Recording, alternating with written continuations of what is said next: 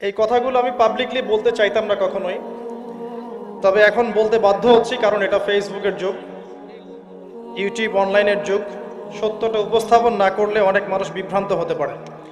শুধু এই স্বার্থে আমি কথাটা বলছি, আদারওয়াইজ আমি কথাগুলো বলতাম না, কারণ নিজের ঘরের ত্রুটি মানুষের সামনে উপস্থাপন করতে হয় না। নিজের ঘরের ত্রুটিগুলো মানুষের সামনে উপস্থাপন করতে হয় না। ওয়াজ মাহফিল করতে এসে এমন অনেক তিক্ত অভিজ্ঞতার সম্মুখীন হতে হয়েছে যেগুলো আপনারা কখনো কল্পনাও করতে পারবেন না।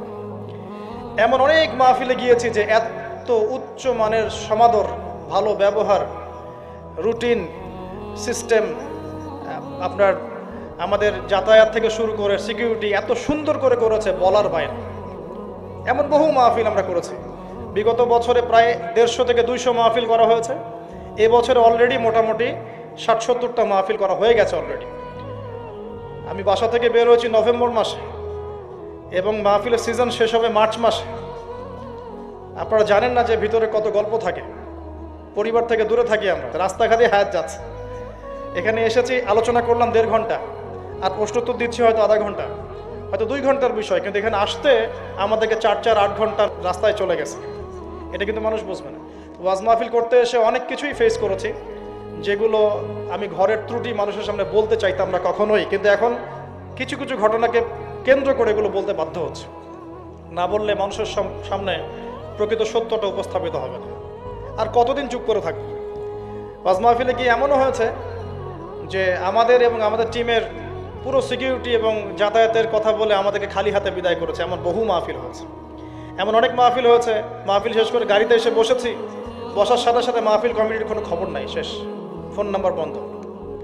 এমন অনেক মাহফিল হয়েছে রাত 2টা-2.30টার দিকে তাদের মনের মতো বক্তব্য না দিতে পারায় বা সেই অপরাধে রাত 2টা-2.30টার দিকে মাঝ রাস্তায় নামিয়ে দিয়ে চলে গেছে আমাদেরকে। এমনও হয়েছে যে আমি যে মাহফিলের পোস্টারে আমার নাম আছে আমি নিজেই জানি না, অথচ আমার নামে 1.5-2 মাস থেকে টাকা কালেকশনও করা হয়েছে। এমনও হয়েছে যে একজন মাহফিল নিয়েছে আমার নামে, নিয়ে মাহফিল কমিটির কাছে কিছু টাকা অগ্রিম নিয়েছে, প্রচার করেছে আমি টাকা নিয়েছি। কত কিছু হয়েছে এই জীবনে ফেস করতে আপনি কল্পনা করতে পারবেন। প্রসঙ্গে আসি না, যে বিষয়ে প্রশ্ন করেছেন, প্রথম কথা বলি যে আমরা এখন মাহফিল নেই সরাসরি অফিসিয়ালি। এই যে আজকের মাহফিল যারা নিয়েছেন তারা কিন্তু অফিসে আমাদের সাথে যোগাযোগ করেছেন, গিয়ে সশরীরে দেখা করেছেন, দেখা করে আমাদের একটা ফর্মস দিয়েছিলাম, ফিল আপ করেছেন, ক্রাইটেরিয়া ছিল কিছু, তারা এগ্রি করেছেন, মাহফিল নিয়েছি আমরা, সরাসরি সাক্ষাতে মাহফিল নিয়েছি। তারপরে আমাদের অফিসিয়াল 3টা নাম্বার আপনারা আমাদের পেজে দেখবেন, আমাদের পেজে গিয়ে দেখবেন 3টা নাম্বার দেওয়া আছে, নাম মেনশন করে দিচ্ছি। এক ভাইয়ের নাম জহিরুল ইসলাম নাম দেওয়া আছে, এক ভাইয়ের নাম দেওয়া আছে জাকারিয়া, এক ভাইয়ের নাম দেওয়া আছে মুজাহিদুল ইসলাম। এই 3টা নাম্বার এবং নাম ছাড়া কোনো নাম্বার থেকে আমরা মাহফিল নেই না। ফর্মসগুলো ফিল আপ করা হয়, সাবমিট করে, আমরা অফিসিয়ালি যাচাই বাছাই করে দেখি কোন মাহফিলগুলো আমরা নিব, কোনগুলো নিব না। তারপরে আমরা কন্ট্যাক্ট করি তাদের সাথে যে ভাই আপনার মাহফিল আমরা নিয়েছি, আপনার মাহফিলের বাকি প্রসেসগুলো আপনি ফিল আপ করেন, সিকিউরিটি দেন, পুলিশ প্রশাসনের নিরাপত্তা দেন, থানা থেকে কাগজ নিয়ে আসেন, আমাদের যাতায়াতের বিষয়গুলো দেখেন, এরপর এগুলো আমরা ফিক্স করি। এত সহজে মাহফিল নেই না। আর এই ঘটনা যেটা, যে আমাদের নামে মাহফিল নেওয়া হয়েছে আমরা সেটা জানিই না। সেদিন মাহফিল আমার রাতের বেলা, যে তারিখের কথা বলেছেন এই তারিখে রাতে আমার মাহফিল বগুড়ায়, 17 তারিখের কথা বলছি। আমি জানি আমার ডায়েরিতে এখনো লেখা আছে রাতে মাহফিল বগুড়ায়। তারপরে শুনলাম কিছু দিনী ভাইয়ের মাধ্যমে যে ভাই গোবিন্দগঞ্জ এলাকায় আপনার নামে একটা মাহফিল অ্যারেঞ্জ করা হয়েছে এবং আপনার নামে প্রচুর টাকা পয়সাও তোলা হয়েছে। আমি বললাম কে মাহফিল নিয়েছে, কার মাধ্যমে? কারণ আমাদের এক পরিচিত ভাইকে দেখিয়ে দেওয়া হলো যে এই ভাইয়ের মাধ্যমে মাহফিল নেওয়া হয়েছে, অথচ সেই ভাইয়ের সাথে আমাদের এই মাহফিল নিয়ে যাররা পরিমাণ কোনো কথা হয়নি, যে আল্লাহ সাক্ষী আছে, কোনো কথা হয়নি। এখন সে আরেক ভাইয়ের মাধ্যমে, থার্ড পার্টি, মাঝখানে একটা থার্ড পার্টির মাধ্যমে ওই কমিটির সাথে কমিউনিকেট করে মাহফিল ফিক্স করেছে, আমরা জানি না। মাহফিলের 2 দিন আগে তারা এসে হাতে পায়ে কান্নাকাটি শুরু করেছে যে ভাই মাহফিল অ্যারেঞ্জ হয়ে গেছে, আল্লাহর ওয়াস্তে 30টা মিনিট হইলেও সময় দিয়েন, মাহফিল অ্যারেঞ্জ করে ফেলেছি, টাকা পয়সা তোলা হয়ে গেছে, আপনি যদি না আসেন 10টা মিনিট, 30টা মিনিট বলছে, 10টা মিনিটের জন্য আসেন, 30টা মিনিটের জন্য আসেন, এসে গেলে চেহারাটা দেখায় চলে যায়, না হলে জনগণ আমাদেরকে পিটাই শেষ করে ফেলে। হাতে পায়ে কান্নাকাটি করে পরে বললাম ঠিক আছে ভাই, বগুড়ায় মাহফিল আছে আমাদের, আমরা যাওয়ার পথে আপনার ওখানে একটু সময় দিয়ে চলে যাবো, ইনশাল্লাহ। সময় নেই, যান। যদিও এই প্রসেস আমরা মাহফিল কখনো নেই না, তারপরেও নিয়েছি, তারপরে গিয়েছি। এদিকে শুনেছি প্রচার করেছে আমরা মাহফিল করব বিকেল দুপুর 3টা থেকে 5টা। তারপরে আমাদের কানে খবর আসছে যে বাদ মাগরিব আপনাকে আলোচনা করতে হবে। আমার একটা সেন্টেন্স মিথ্যা বলছি না, আমার কাছে হোয়াটসঅ্যাপে এখনো ডাটাস মজুদ আছে যে থার্ড পার্টি কন্ট্যাক্ট করেছে, আমাদেরকে বলছে বাদ মাগরিব আপনাকে আলোচনা করতে হবে। আর আমরা গিয়ে উপস্থিত হয়েছি 4টায়। আমি চিন্তা করছি যাব, একটু রেস্ট নিব, রেস্ট নিয়ে নামাজ কালাম সারবো, তারপরে বাদ মাগরিব স্টেজে উঠব। গিয়ে শুনি 3টা থেকে মাহফিল আমার নামে অ্যানাউন্স করা হয়ে গেছে, জনগণ বসে আছে। জনগণ তো নিষ্পাপ, জনগণ তো কোনো দোষী নাই এখানে, ও তো জানেই না সত্য কোনটা মিথ্যা কোনটা। তারপরে গিয়ে তাড়াহুড়া করে স্টেজে ওঠা হলো। উঠে এই যে অনলাইনে প্রচার করছে 30 মিনিট বক্তব্য দিয়েছে, আমার নিজেই 45 মিনিট বক্তব্য দিয়েছে। 45 থেকে 50 মিনিটস আমি বক্তব্য দিয়েছি। আজকে যে আমি এখানে এসেছি আপনাদের এখানে, আমি কি 1.5 ঘন্টার কম আলোচনা করলাম? আমার কোনো মাহফিল আপনি দেখবেন না যে 1 ঘন্টা 15 মিনিট 1.5 ঘন্টার কম আলোচনা আছে। প্রত্যেকটা মাহফিল ইউটিউবে আছে, দেখে নিয়ে। কোনো মাহফিল এরকম হয়নি কখনো। তারপর আলোচনা শেষে আমি তারপরে বলছি যে আপনারা সবাই বসেন, ইনশাল্লাহ মাগরিবের নামাজ হবে, এখানে আমরা নামাজ পড়ব, নামাজ পড়ার পর ইনশাল্লাহ আলোচনা হবে, প্রশ্নোত্তর পর্ব হবে। এর মধ্যে শুনলাম আমাদের ইউটিউবারে যে ভাইরা, যে ভাই যে সামনে এখনো বসে আছে, এই ভাই সহ আমার ইউটিউবের প্রায় 8 থেকে 10 জন সদস্য আছে। 8 থেকে 10 জনের কোনো সদস্যকে তারা এখানে বসতে দেয় নাই এবং এই ক্যামেরা সেট করতে দেয় নাই। বরং 2 জন ভাইকে গলায় ছুরি ধরেছে, ক্যামেরা সেট করা যাবে না, ওদেরকে জিজ্ঞেস করে দেখেন। একজনকে গলায় ফাঁস পেটি এদিকে নিয়ে গেছে, মানে পুরোটা আগে থেকেই পরিকল্পনা করা ছিল যে কিছু একটা হবে আর কি। ক্যামেরা বসতে দিচ্ছে না কেন? এই যে ক্যামেরায় রেকর্ড আছে, আজকে আমি যা বলছি, যে আলোচনা করেছি, তো সেদিন ক্যামেরা কেন বসাতে দিল না? ইউটিউবারদের ক্যামেরা কেন বসাতে দিল না? ক্যামেরা থাকতো, দেখতো মানুষ কি হচ্ছে। ক্যামেরা ভাঙচুর করা হয়েছে, ক্যামেরা বসাতে দেওয়া হয়নি। আলোচনা করেছি, আলোচনা পরে বললাম বসেন, চলে আসবে। এরপরে এই যে ছেলেটাকে আপনারা দেখেছেন ভিডিওর মধ্যে, এই ছেলে তার ক্যাডার বাহিনীকে নিয়ে, এবং তার একটা শেল্টার ছিল, একটা পলিটিক্যাল শেল্টার, সে এসে পুরো স্টেজে উঠে যাচ্ছে তাই বিহেভ করেছে আমাদের সাথে। কথাবার্তা সিরি এমন যে আপনাদেরকে টাকা দিয়ে নিয়ে আসি, ভাড়া দিয়ে নিয়ে আসি, যতক্ষণ বলবো ততক্ষণ আলোচনা করতে হবে, 2 ঘন্টা আলোচনা করতে হবে। এইসব কথা শোনার পর কোনো আলেম বসে থাকতে পারে? কোনো আলেমের ব্যক্তিত্ব গায়রত থাকলে সে কি বসে থাকতে পারবে এখানে? আমি তখন বললাম যে কত টাকা দিয়েছেন আপনি? ভিডিও দেখেন। সে বলছে আপনার ওই যে এই মাধ্যমে প্রোগ্রাম নিয়েছে, ওকে 20,000 দিয়েছি। অথচ ওই মাধ্যমের ওই ব্যক্তি যাকে বলা হচ্ছে আব্দুল আলিম না কি নাম, তাকে আমি চিনি না, জানি না সে কি আমি জানি না সে কি। তারপর তাকে বললাম নিয়ে আসেন সামনে, নিয়ে আসেন, যত টাকা নিয়েছেন ফেরত দেন। আমার এসব অপমান হওয়ার কোনো প্রয়োজন নাই, প্রয়োজনে টাকা পয়সা হাদিয়া তো সব নিয়ে যান, মাহফিল করার দরকার নেই। জনগণ দেখলো যে একটা হট্টগোল শুরু হয়েছে, অডিয়েন্স সবাই আমাদের পক্ষে ছিল, অডিয়েন্স সবাই আমাকে নিয়ে আলহামদুলিল্লাহ সিকিউরিটিতে গাড়িতে উঠে গেছে। আর আমার সাথে যে ছিল এক ছেলে মুজাহিদ, এই ছেলে আর আরো 2 ভাই ক্যামেরাম্যান, সবগুলোকে তারা বেধর পিটিয়েছে। দেখেছেন ভিডিওতে কি করেছে, এবং ক্যামেরা ভাঙচুর করেছে। ক্যাশ টাকা 50,000, 50,000 টাকা মুখের কথা নাকি? উল্টা 36,000 টাকা আমাদের ছিনতাই করেছে। ঘটঘড়ি ছিনিয়ে নিয়েছে, হাত ঘড়ি নিয়েছে, ক্যামেরা ভাঙচুর করেছে, টাকা ছিনতাই করেছে, পিটিয়েছে, অপমান করেছে, ঘরে আটকে রেখেছে। এর পিছনে কারণগুলো কি ছিল আমি পরে আপনাদেরকে বলব, তার আগে আরেকটা জায়গা আসে। এরপরে আমরা মাজলুম হয়ে আমার প্রশাসনে যে ভাই ব্রাদাররা আছেন পরিচিত, তাদেরকে ফোন দিলাম। আমি একা ফোন দিয়ে আমার যে ড্রাইভার ভাই আছেন তাকে নিয়ে থানায় গেলাম। গিয়ে সেখানে গিয়ে আমি আমাদের পক্ষ থেকে একটা মামলা দায়ের করলাম। আমাদের প্রশাসনের র্যাব এবং পুলিশের যে ভাইরা আছেন তারা সিকিউরিটি দিয়ে আমার ভাইদেরকে ছাড়িয়ে নিয়ে আসলো। আসার পর আমরা ইউটিউবার ভাইরা সবাই মিলে থানায় বসে আছে, এই যে ভাইরা এখনো বসে আছে। তারপরে আমরা বললাম যে এর বিপক্ষে ব্যবস্থা নিতে হবে।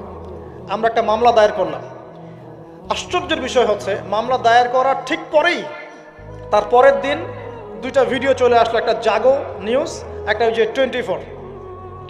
সেখানে আপনারা দেখতে পারবেন ভিকটিম আমরা, মাজলুম আমরা, মার খেলাম আমরা, সাক্ষ্য নেওয়া হচ্ছে আসামি সাক্ষী দিচ্ছে কি হয়েছে কি হয় নাই।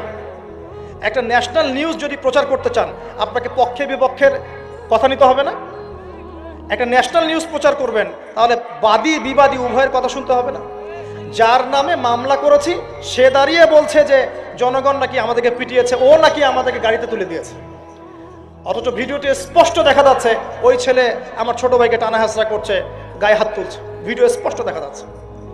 এই হলুদ সাংবাদিকতা, টোটালি হলুদ সাংবাদিকতা। যারা ভিকটিম হলো তাদের বিরুদ্ধে ওরা এই সাংবাদিকতা করলো, আর যারা জালেম তাদের পক্ষ নিয়ে সাংবাদিকতা করলো। এর পিছনে কি উদ্দেশ্য? উদ্দেশ্য হচ্ছে 1 নাম্বার ওয়াজ মাহফিলকে বিতর্কিত করা, নাম্বার 1। 1 নাম্বার উদ্দেশ্য ওয়াজ মাহফিলের যে চলমান সিলসিলা বাংলার মাটিতে চলছে, এই চলমান সিলসিলাকে বিতর্কিত করার একটা প্রধান উদ্দেশ্য 1 নাম্বার। 2 নাম্বার, ওয়াজ মাহফিলে যেসব বক্তাদের মাহফিলে বেশি মানুষ আসে এই বক্তাদেরকে জাতির সামনে এই বিতর্কিত করে উপস্থাপন করা, 2 নাম্বার। 3 নাম্বার, আপনি যদি একজন বক্তা বা আলেমকে বিতর্কিত করতে চান, 2টা ইস্যু লাগবে আপনার। 1, নারী কেলেঙ্কারি, 2, অর্থের কেলেঙ্কারি।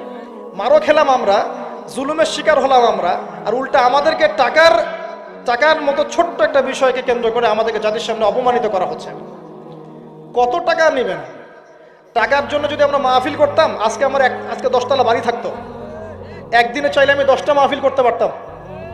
টাকার জন্য যদি আমরা কাজ করতাম, দিনের কাজ, তাহলে আমার নামে শত শত বিঘা জমি থাকতো। আমি আল্লাহর বান্দা, আল্লাহর জমিনে বেঁচে আছি কারাগারের জীবনে, আমার 100 কোনো জমি নাই পৃথিবীতে এখন, 100 কোনো। আল্লাহর কসম করে বলতেছি, আমার 2টা পরিবার ভাড়া থাকি আমরা, প্রত্যেক মাসে ভাড়ার টাকা গুনতে হয় আমাদেরকে। টাকা পয়সা দিয়ে মাহফিল কিনে নিয়েছে। এই যে মাহফিল করতে এখানে এসেছি, কমিটিকে জিজ্ঞাসা করে দেখেন আমরা কোনো চাপ দিয়েছি কিনা। আমরা কেন বলবো যে আমাদেরকে 20 দিতে হবে, 30 দিতে হবে? কমিটি আমাদেরকে বলে ভাই কত হলে আপনি আসতে পারবেন, আপনার যাতায়াত খরচ কত হলে আপনি আসতে পারবেন, তারাই তো আমাদেরকে বলে। আমরা কেন বলতে যাব? আর তাদের যাতায়াতের কষ্ট আছে না, এই কস্টিংগুলো দেখবে না তারা?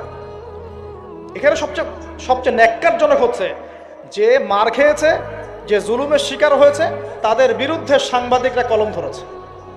আশ্চর্য। অথচ একটা ন্যাশনাল নিউজ করতে হলে, কিছু প্রচার করতে হলে পক্ষে বিপক্ষে দুজনের কথা শুনতে হবে কি না? আপনি যারা মারলো তাদেরকে গিয়ে বলছেন কেন মেরেছেন, আর যারা মার খেলো ওদেরকে কিছুই বললেন না। আমাদের নাম্বার ফেসবুকে available, WhatsApp number available, phone করে তো বলতে পারতেন যে ভাই আসলে কি হয়েছিল ঘটনা।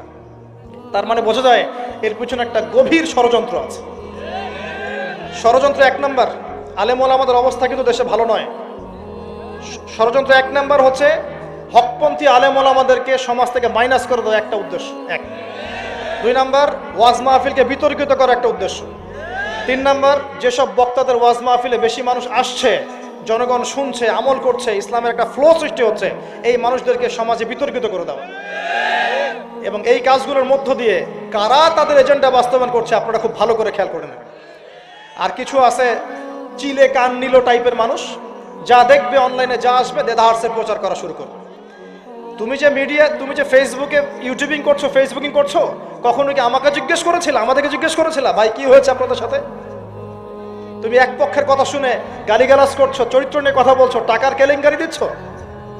তোমাদের জন্য 2টা নসিহত করে শেষ করবো, জাস্ট 2টা। 1, নবী সাল্লাল্লাহু আলাইহি ওয়াসাল্লাম বলেছেন কাফা বিল মারই কাযিবান ওয়া হুয়া ইয়াকুলু কুল্লামা সামিআ। কোন ব্যক্তির মিথ্যাবাদী হওয়ার জন্য এতটুকুই যথেষ্ট যে সে যা শুনবে যাচাই বাছাই না করেই তা প্রচার করা শুরু করবে। 1। 2 নাম্বার, রাসূল সাল্লাল্লাহু আলাইহি ওয়াসাল্লামকে আল্লাহ পাক বলেছেন ইয়া আইয়ুহাল্লাযীনা আমানু, হে মুমিনগণ, আপনারা খুব ভালো করে শোনেন, ইন জাআকুম ফাসিকুম বিনাবাইন ফাতাবায়ানু। কোন ফাসিক, পাপাচারী, কোন ফাসিক যদি কোনো সংবাদ নিয়ে আসে, সেটা বিশ্বাস করার আগে অবশ্যই যাচাই বাছাই করে নেবেন। না হলে আন তুসিবু কওমান বিজাহালা ওয়া তুসবিহু আলা মা ফাআলতুম নাদিমিন। না হলে তোমরা অজ্ঞতাবশত এমন পদক্ষেপ নিয়ে ফেলবে যার ফলশ্রুতিতে তোমাদেরকে অনুতপ্ত হতে হবে। আর সবচেয়ে কষ্ট পেয়েছি আমি এখানে যে কিছু আলেম ওলামাও এর পক্ষে সাফাই গাওয়া শুরু করেছে।